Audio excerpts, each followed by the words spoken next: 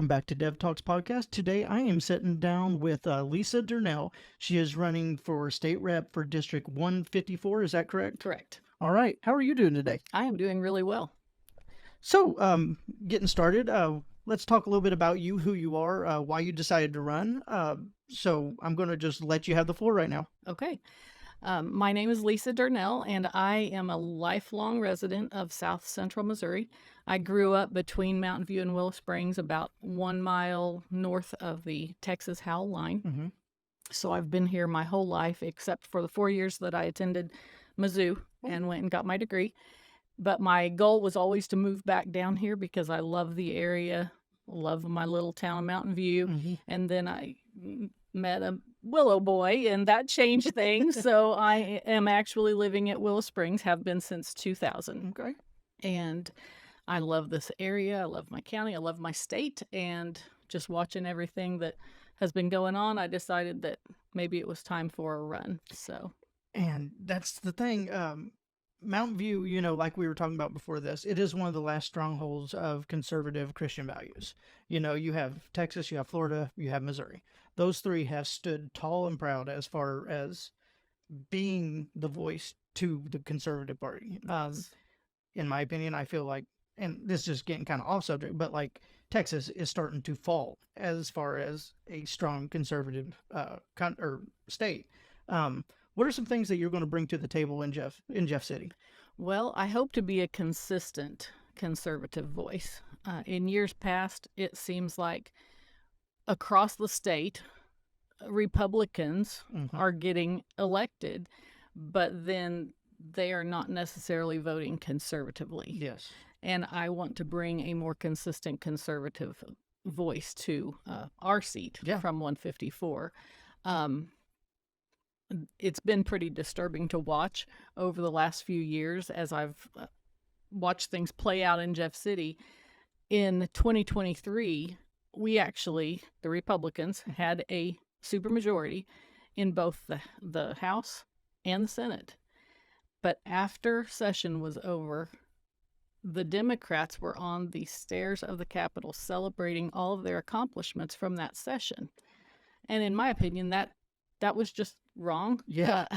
I feel like we need to have more conservative ideas brought up on the floor and addressed. And I do see the need for being able to work across the line. Yes. Some. When- You can't just completely shut them out.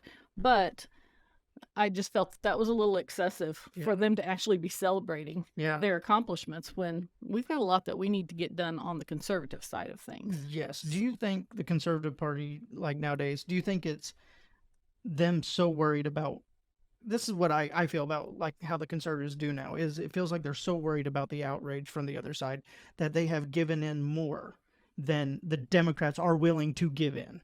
Absolutely. Yes. I feel like the Democrats have become geniuses at playing the long game. Yep.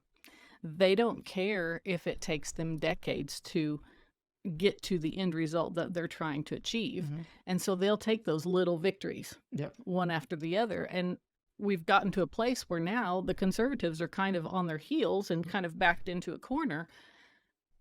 And we're going to have to stop that bleeding at some point. I agree. And so that's why I would like to be that conservative voice and be someone who can be depended on to bring that to the vote Yeah. every time that there is, the opportunity to do so. Yeah. As far as something that I would like to see advanced, something that has been going on in our nation since all of this illegal immigration has been taking place. That has been a mess. In the last few months, there's been an increase in squatters.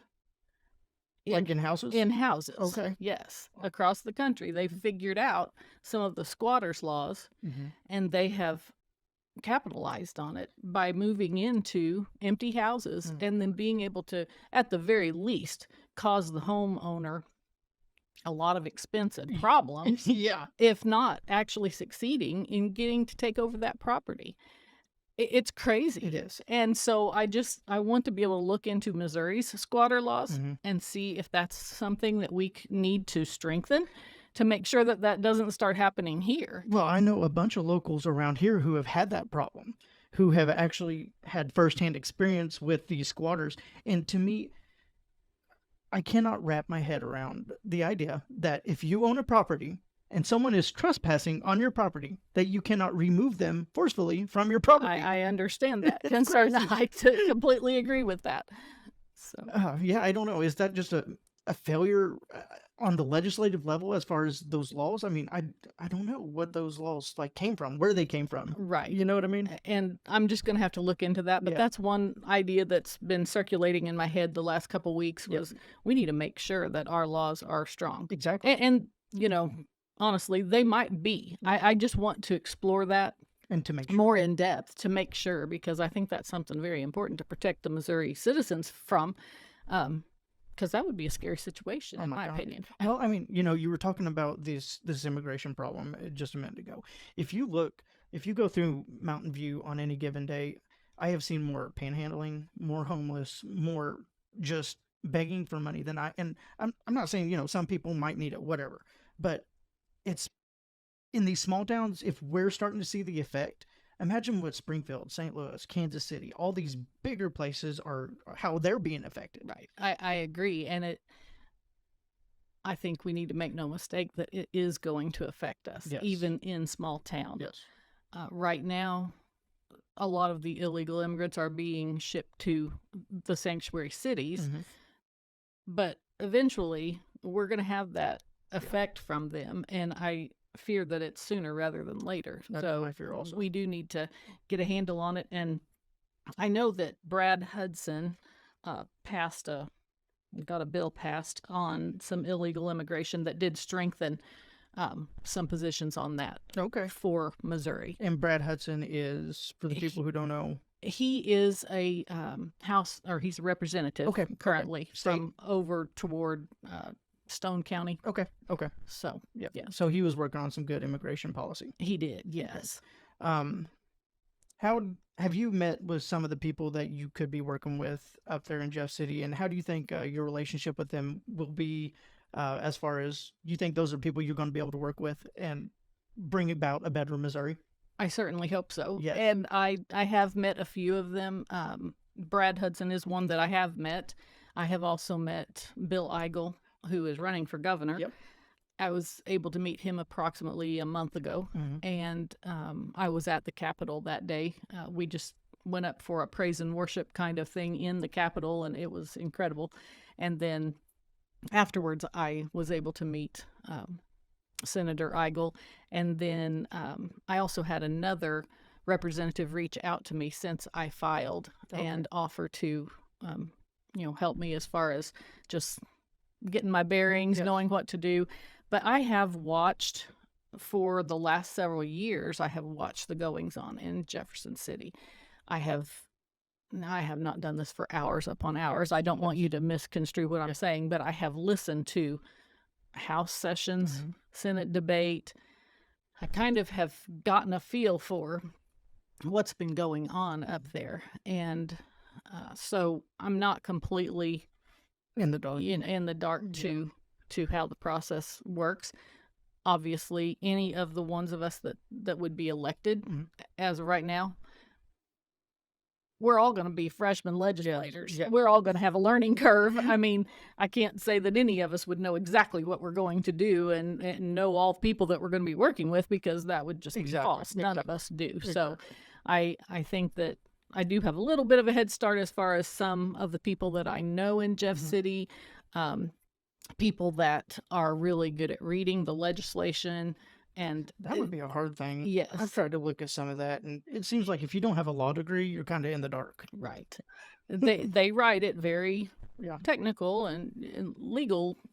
And even sometimes in there, you can look and like the first paragraph will say something, but the second one will contradict what it says. Yes. It gets sneaky, you It know? does get sneaky, and I don't like that. Yeah. I would rather see it be more straightforward, where any average person could sit down and read it and understand it without a lot of Yes. questions. But I think that just is a whole new problem of how this, and I love our country and I love our state, but the fact that we are capable of writing bills like that where the common person cannot understand.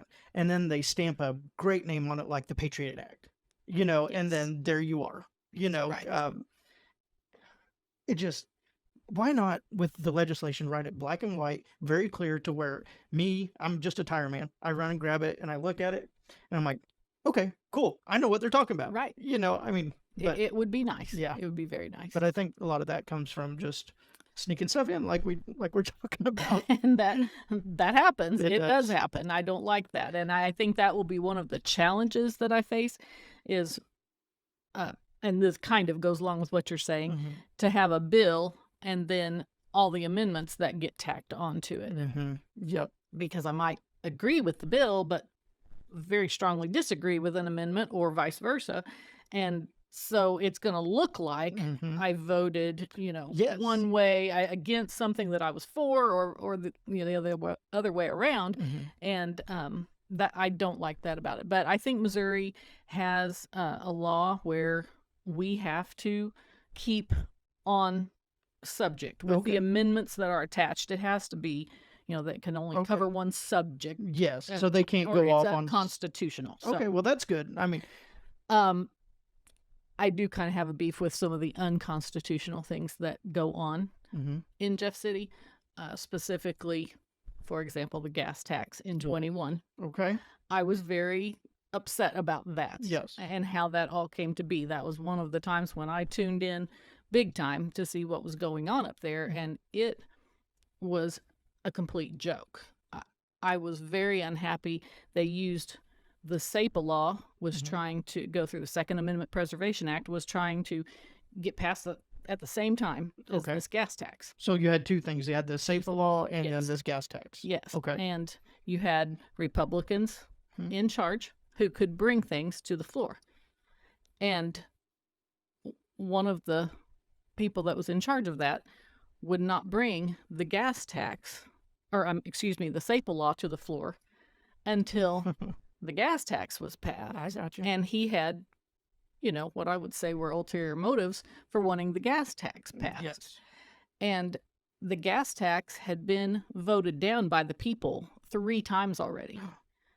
And Okay. that's how a gas tax should be passed, is vote. by a vote of the people, Yes. not through legislation. Mhm. So they had to put this loophole in it to where you can file for a rebate on the gas tax. So if you want to keep all of your receipts Mhm. every year for Yeah, gas, Exactly. Yeah. and you want to go fill out their paperwork, Oh my gosh. and they make you write every single gas station and their address where you fueled up, Mhm. how many gallons you got, and so forth for the entire year, Oh my. you can get your money back. So they make it where they're like saying, well, we're not saying you have to pay this, but if you don't, you're going to have to do all this mumbo jumbo. To get your money back. And how But- many people keep those Right. receipts? Well, I do, Well, I don't blame you. because I'm big on principle when it Yes. comes to stuff like that. Yes. It was unconstitutional what they did, and if it had been a vote of the people, Mhm. fine. I'll pay my gas tax. It's fine. I can't do anything about that. Exactly. Don't want to, if that's what that's what they said. But whenever it's unconstitutional and they put it through legislation that way, and then make you have to jump through the hoops to Exactly. get your money back, that's just Sneaky. yeah. I mean, that, And it went all through me yeah. that they did that, and that they used the Second Amendment as leverage Yeah. to get it to the floor. It was just kind of ugly that session. Yeah. I mean, okay. And so this gas tax, is it a permanent, or is it got an expiration date on it? It doesn't, but it goes up incrementally. Oh, So- of course it does. Yeah. So the first year, I believe it was 2.5 cents per gallon, Okay. and then the next year 5 cents, I remember this. 7.5 cents, 10 cents, Mhm. 12.5 cents, and I can't remember the exact that it maxes out at, but then it stays there. So they did kind of like how Missouri did with minimum wage, incrementally raise it until it hits the threshold. I got you. So, Those are the kind of Yeah. things that I hope to be able to stand strong against, because I don't like unconstitutional I don't think anyone should. bills. You know what I mean? And So, yes. you would think there should be some recourse for the individuals wanting to push something like this through, if it is ruled unconstitutional, like, I don't know about Missouri's law on this, but like there should be some type of reprimand, even if it's just a letter of reprimand to say, hey, they passed this through without reading the Constitution or making sure it was a viable bill, you know? Right. But the way that they got around it was that loophole with the rebate. Yeah, of course. So Yeah. they technically, I guess kept it constitutional because of that, but In the worst way possible. it's not really that great for the citizens. Exactly. Yeah. Because, I mean, an average person doesn't keep all their receipts or even think about it. Because whenever I go and get gas, I just fill up and I head off to wherever I've got to go. Right. It takes a little bit of organization, but I have a little yellow envelope for every console and every vehicle we own. And as soon as we gas up, we print that receipt and it goes in that envelope. And then So whenever it's time to get the money, and it's not like a huge amount of money yet. Yeah. Like the first year it was about $40. Yes. And then it was $80. But that will continue to go up, and it's the principle. It's your money, not the government. It is. It's Like you were speaking about, this campaign, it's not something that you just did off cuff. Like you have been into the Missouri politics for quite a while now. Yes, I have been observing from the sidelines. Yes, yes. And I have been affiliated with a group in Jeff City who is at the Capitol every day. Okay. And they give us, like live updates from the balcony of the House or the Senate. And they tell us what is exactly going on and the games that are being played between politicians or what have you. And they actually also give us prayer alerts. Okay. So whenever there is something that is needing to be done or kept from being done on the floor, we may get an action alert to call a senator, call a representative, but we also get action alerts to pray now. Oh. And I think that is awesome. really awesome. Yes. Yeah, So we're praying in real time for our legislative body and the things that are going through there, just asking God to guide them. Yes. Because we need God to guide us in all of this. Well, and that's been a big problem is, they've tried to execute God and Christianity out of everything. Yes. And, we were one nation under God at one point, and now we are one nation under the government. And that scares me. It is scary, for sure. So what are some of your stances that you're going to be your big issues that you are going to be fighting on when or if you are elected? Okay. There are some things that we're watching this session. I don't know if they're going to get through in this session and be a non-issue next year when I would actually take office or not. But we're just going to go with some of the issues right now that are being debated because that's pretty much all I have to go on. One of the big things that they're talking about in Jeff City this session is initiative petition reform. Okay.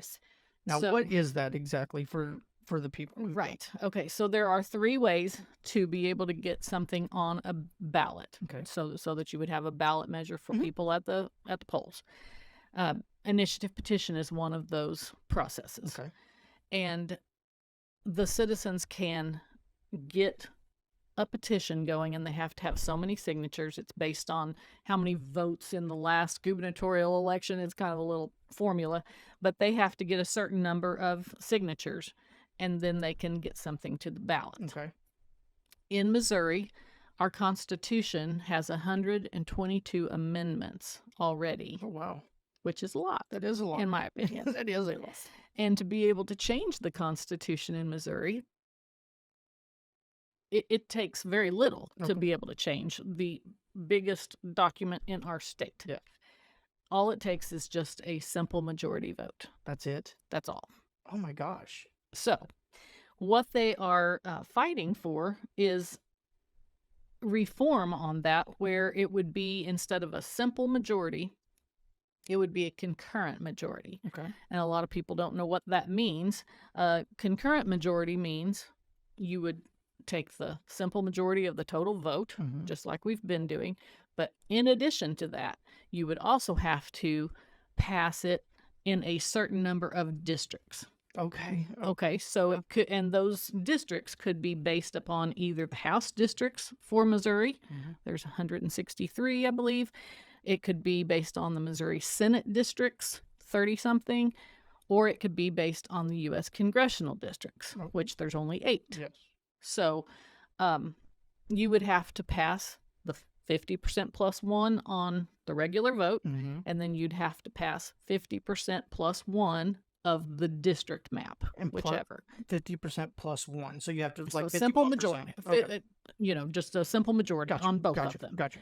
But you'd have to meet both of those Both of those levels. qualifications. Yes. Yeah. To Okay. equal the concurrent majority that you would need to actually change the Constitution. Because it would feel like the majority of the people within the state finally have a say.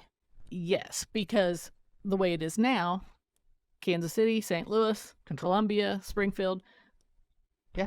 they can pretty much pass whatever they want to and make the rural people, who are typically much more conservative minded, Yep. they can force their will on us, basically, Well, you know- with just a very simple vote. And We have marijuana in our Constitution we have marijuana in our Constitution. because of this. Yes. So so the marijuana law was passed on a constitutional level. Yes. I did not know that. Yes. So the reason why this is important right now Mm-hmm.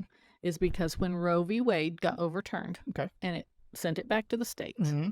now we have Missouri is a real good pro-life state. Yes. Yes. And we want to keep it that way. Mhm. But there are special interests inside and outside of Missouri who want to see a big change to our abortion laws.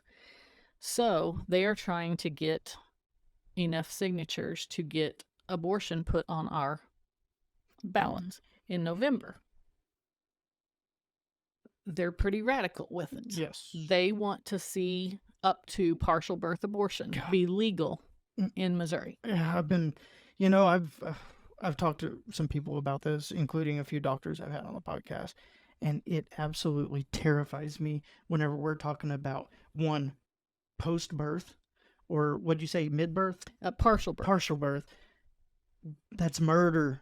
I don't Care what people say, in my opinion, and it's Yes. fact. It's murder. If you can get a $25,000 fine for smashing an eagle egg, but you can rip a baby out of the womb and destroy it. Oh my God. agree. I'm sorry. It's horrific. Whenever you start messing with human life, Yeah. That's I have a real problem with that. Me too. That is for God to do, yes. not man to do. And we have a genocide in our time. We definitely need to try to get this headed off. Yeah. But aside from the abortion thing, I kind of just think it's ridiculous that it only takes a simple majority to change the Agreed. highest law in Missouri, Agreed. or the highest document in Missouri. Yes. There should. So I feel like that this concurrent majority would be great Mhm. either way, but in the end, it'll make it more representative of the whole state. Yes. So the rural voices are incorporated into that decision, and not just having the liberal voices Exactly. and their ideas imposed on us. Because that is a gripe whenever it comes to federal election or state level election, is that no matter what, like just take the presidential election for example, California is going to be blue, because they have those big cities with the big population. If you go outside those big cities, there are a lot of red conservative people that are farming. Flyover country. Exactly. But The ones that feed them. exactly. But they have no voice because Right. these big majorities in these cities, I don't know what it's called, just heavily populated. Yes. Just there's so many people there that it just controls the whole state. And whenever you come to Missouri, the rural population of Missouri probably doesn't equal up to one of the cities of Kansas City or St. Louis or Springfield. Right. And yeah, it's scary whenever you've got these people who definitely lean towards a single ideology voting and controlling the whole state. Right. Yeah. So I am absolutely for initiative petition reform. Yeah. I personally would like to see the House district map for Missouri be the district map that they put Okay. in place. I think that's the one that was proposed. Then I saw something the other day that made me think that had already been maybe switch to the U.S. congressional districts, which is only 8. So we would have to have 5 of the 8 to be able to pass a constitutional amendment, That just which is still better than just a simple majority. well, But it adds in those safeguards to make sure that our Constitution is protected and it's a voice of the people if something gets amended. right, And I feel like that's a very logical and common sense thing. exactly. I do too. The biggest piece of paper in our state that rules us needs to have some safeguards. Absolutely. Yeah, I agree. So, let's see. What else do you want to talk about?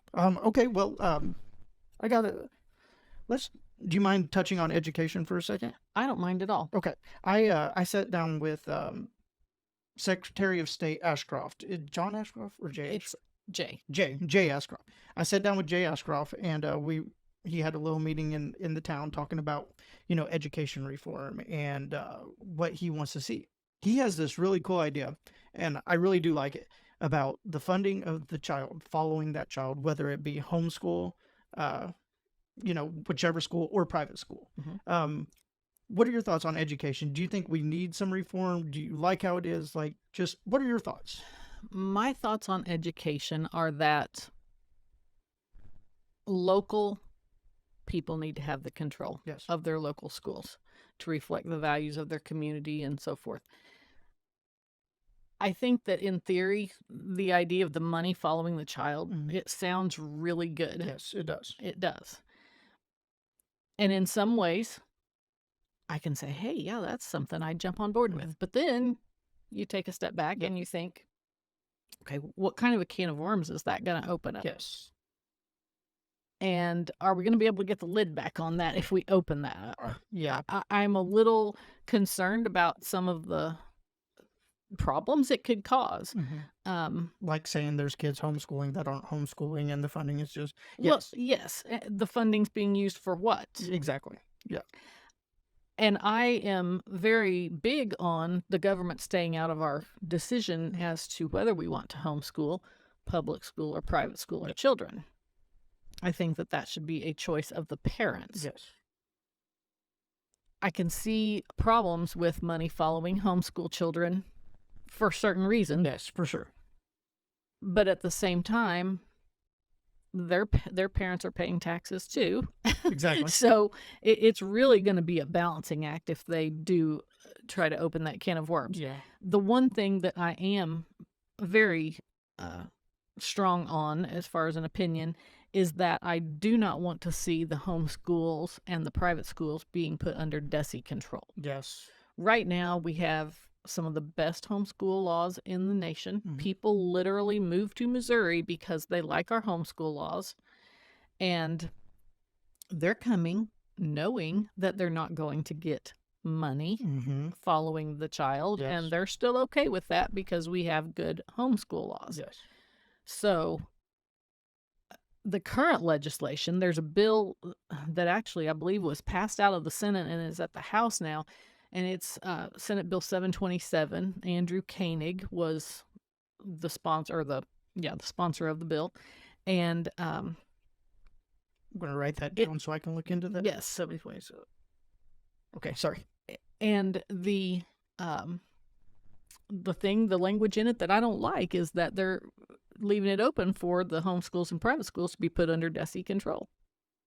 So that is a bill because of that language that I would not support. Yeah. So they're going to have to clean it up a little bit, and the other thing is to figure out who's going to do what. Yeah. If this can of worms is opened, I don't want it to be just a feather in their cap, in their hat, to say we did this. Just a tout. But then leave a complete mess for everyone else to try to figure out the qualifying factors and like who is going to do that. Yes. The reason that I bring that up is because they recently passed it was a tax reprieve basically for the seniors on their real estate taxes, that their real estate assessment would be frozen if they are 65 and over and so on and so forth.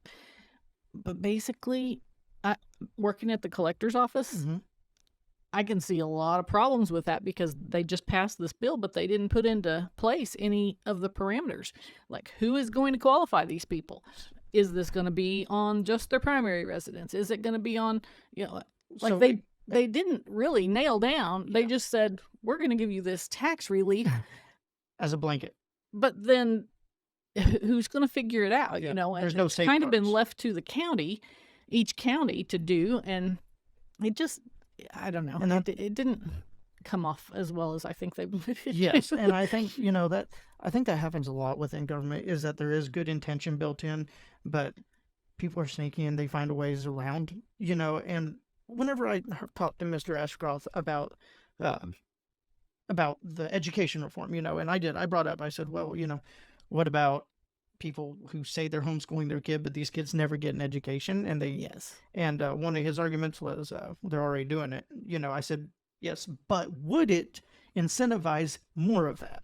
Because look at welfare, look at all these social programs we do have in place, Mhm. and there is a percentage who do take advantage in one way or another. Yes. And I think if we were to do something like money follow children, quote unquote, it would have to be done with those safeguards in place and figure out a way for it to be effective. Yes. And another question I had while we're on the subject Mhm. is DESE. Is DESE a federal or is it a state? I believe it's just state. It's just state, Yes. but it brings the state into the home to where they're controlling the homeschool. Well, DESE is just the Department of Elementary and Secondary Education. Gotcha. So they're over the public schools right now. Okay. And they do a lot of telling the schools what they have to do curriculum wise. If you take this money, you do this. And just like the feds, if you take this money, you do this. Lots of strings attached things. Okay. And that's why I am very concerned for homeschool and private school Mhm. people who might want to take that money, but then there's going to be strings attached. Exactly. And Then you got DESE tone. that's a no-go Yeah. for me because I know what those strings generally consist of. And a lot of them are the very reasons why people pull their kids out of public school Mhm. and want to do homeschool or private school. No, I agree with you. So we've got to protect them so there is a place for people to go if public school is not for their child Yeah. for whatever reason, Mhm. and they feel that they would be better served in a homeschool environment or a private school environment. They need to have those options Mhm. without the same strings attached. Yes. That kind of keeps them open. Yes. um, talking about education, I know it is such a stickly subject because, there's really high passions on both sides of the educational debate. One of my, and, I'm just one citizen, but one of my main concerns with education is how there has been such a lack of reform since the beginning of it. One of my biggest problems with how we are right now is it seems like it is training people for a world that is no longer there. As far as factory work, standing in line, you punch your time clock, you eat at this time. I really wish Missouri would put a bigger passion or just energy into like vocational school and stop pushing. And college is fine for those who Right. do need college, but we need linemen, we need police officers, Absolutely. we need sewer guys. HVAC people. We Exactly. need plumbers. We need electricians. They are the Yes. backbone of our society. Yes. And- And if you've ever tried to have something done Mhm. at your house, Oh, yeah. last few years, They are busy. you can't get people to come and do it hardly because The ones, they are so busy. Yep. Yes. and there's not enough people replacing them. Exactly. Yep. And it seems like, So a big push for that, yes, would Yeah. be fantastic. College is not for everyone. Mhm.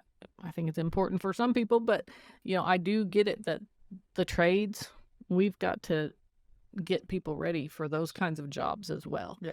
So I'm big on that. Yeah. And as far as this overall school choice thing, honestly, I want to hear Yeah. from the constituents Yeah. and see what their thoughts are because I'm kind of at a, yeah, just, I don't know what to think about that because I can see both sides of it. yeah, me too. And not having a kid in school right now makes me a little more unbiased about Yes. just looking at it from the outside looking in. And I want to hear from the superintendents and the administration, and I want to hear from the parents and see what do you want Mhm. in the way of school choice and any kind of reform. Well, I like that. I mean, you're right. Wanting to talk to the people and see what they want. It's kind of become an uncommon thing, among I think politicians. if you look up the term representative, you'll know what I want to be. I want to be someone who is approachable Mhm. and relatable and can sit down and have a conversation. Yeah, just like we're doing right now. Exactly. Yeah. And I feel like in the past we've had some that are not that approachable. Yeah. But I'm just like you. Mhm. And the next guy down the street. Yeah. Someone who I'm cares. just one of you who loves our area, our county, our state. And, I just feel like there's a need for people like me to step up and run. There is. We need somebody with common sense, with a backbone, somebody who's willing to stand up for conservative values and beliefs. And if, not me, then who? Yeah, Come on, exactly. somebody. Exactly. Come and file. Yep. And, the other thing is, if not now, then when? Yes. Well, Because honestly, our ship is sinking in Yep. in some regards, and we can't wait much longer, Yeah. if any longer at all, Yeah. to start putting the right people in these positions. And that's what scares me about the Conservative Party, because it seems like you have the more mild mannered, chilled people that are on the Republican side, and they don't yell and scream and kick their feet, and it worries me because it's like, have the conservatives lost ground because they haven't been as passionate as what the Democratic Party has been? Because if you look around, the activism within the Democrat, they own the youth. Most of our youth they own, and it's scary because those are going to be our voters in the next few years, in the next 10 years. Yes. Where's this go? We need to activate the youth of the Conservative Party. We need to activate the middle age. I don't know. I feel like the Conservative Party needs to they're kind of put on notice as far as we got to do something or we're going to lose. Right. And it excites me whenever I see young people who are conservative or do kind of have that conservative mindset. Yes. Probably a month ago, I went to Springfield and I had on a t-shirt, my Missouri Firearms Coalition t-shirt. Oh, no. And it has a patriot with a gun on the front of it, and it says, "Never apologize for being a patriot." Mm-hmm. And I was so pleased that I had 3 people that were anywhere from probably 16 to 25 Yep. tell me, "I like your t-shirt." And I thought, yes, there got are a still a few. few people out there. Yes, a few conservative minds that are young. Exactly. Well, So- that's what worries me is, these young adults that graduate high school, we turn them over to the college system, and it has become an indoctrination process. Absolutely. And that's scary It is scary. because they're telling you how to think and then they regurgitate you out into the world and they take over the tech companies. They take over the auto industry. They take over the manufacturing industry. Yes. And then those And they parrot all those talking points and things that they've learned. Yeah, Yes. we're seeing these green initiatives, and the electric vehicle by 2027, and Right. it's just electric has its That's place. not working out real well for them. No, it's not. It's It not. really isn't. But I do have 2 success stories to Yeah, talk about in let's do it. terms of young minds. Uh-huh. That my daughter went to Mizzou to college, and before she went, we literally sat her down and had a talk. Yeah. And said, "Here's what they're going to try to tell you. Mhm. Here's what you have been taught and is the truth and the conservative values. Yeah, Don't let them get a hold of you. that's sad that Don't you even had to do let it. them get a hold of your mind." Yeah, And so she was on high alert. She came out unscathed, believe it or not, Good. from Mizzou. strong. I'm very proud of her. And then my son went to College of the Ozarks, so he was more sheltered from that type of stuff. But both of them with conservative minds as well, so I'm very proud of them. But it's sad that you even had to we're in a society It where is you sad. had to sit her down and be like, listen, you are going to be the opposition up there. Yes. But I mean, good for her for standing up for what she Yes. believes in. Yes, she did a good job. Yeah. Okay, anything else you want to I wanted to talk about the district map. for Yes. Let's for talk our about that. district. This map it has a lot of little different numbers on here, and it looks like from about a quarter mile east Mhm. of County Road 2790 there's a crossroads with Highway 60 that is 2790. It's just past Trask Okay. toward Mountain View. Okay. About a quarter mile east of that is where the line that runs to the north, and everything east of that. Let me back up. Yeah. Almost everything. It's a really weird map. Almost everything east of that is not in our district. Okay. And directly north of Mountain View, there are some parts of Mountain View around the city limits that are in our district, but north of Mountain View, all the way to the corner, the northeast corner of the county, that is not in District 154. Wow. And then there's just a little bit, an entire section actually, that is on both sides of Highway 60, and it runs from the Shannon-Howell line back toward Mountain View for a mile. That whole section is not in 154. Gotcha. So if you're around Mountain View, you need to find out which district you're in if you don't already know. And is there a website or something that, or just type in District 154 and it would pull up? You can look it up online. Okay. I got this information from the courthouse because it's much more specific. The one that's online, it shows you, but it's not, you can't zoom in and see the roads and real technical information about it. So I would suggest that you look on your voter ID card that may have it, or go to the courthouse and look at the map to see if you don't know. I'm wanting to visit Mountain View and make some contacts down there. And obviously I'm going to be real careful because the line is a little bit crazy. Yeah. But I definitely want to meet some people. That's where I graduated, was at Mountain View. So you're a Mountain native. Yeah. I am. I went to K through 12 at Mountain View and Elementary and Liberty High School. So did I. So I graduated there in the 80s, and I won't say which part of the 80s.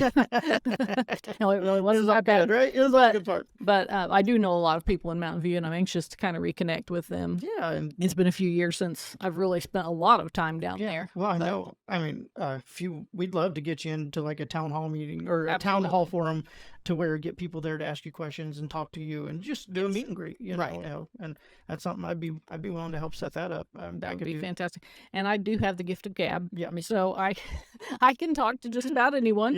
Yeah. So I think that'll be very, very nice to meet the people and get my name out there. I feel like there was one other thing I wanted to talk to you about. Okay. Not a problem at all. There are there's so much. Topics. There are absolutely all kinds of topics. Elections August 2nd? 6th. It is August 6th for the primary. So yeah, let's talk about who's on the ballot so far.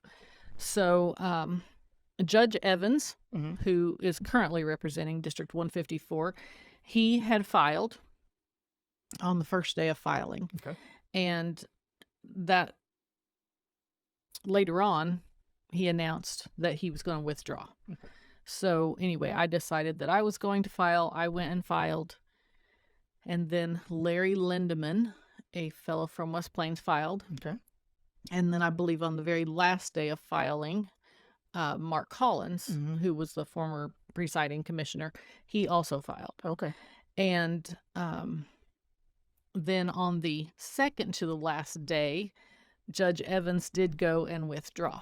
And because he waited until the last 2 days, there is a little obscure law that says that if the incumbent withdraws within the last 2 days of the filing, then the filing shall reopen. So, starting today through this coming Friday,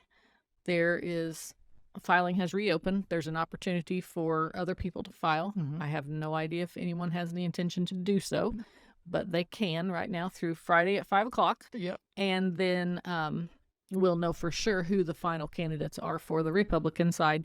As of the close of original filing, there was one Democrat also that had filed. Gotcha. So there will be another race between August and November because there was a Democrat that filed. So. One of my things is with government, I'm very distrusting of government as a whole. So anytime I see something like that, I'm like, there's a reason for it to be done. You know, I don't think anything happens for accident in politics anymore. Right. You know, so I'm with you, but I won't comment any further on that.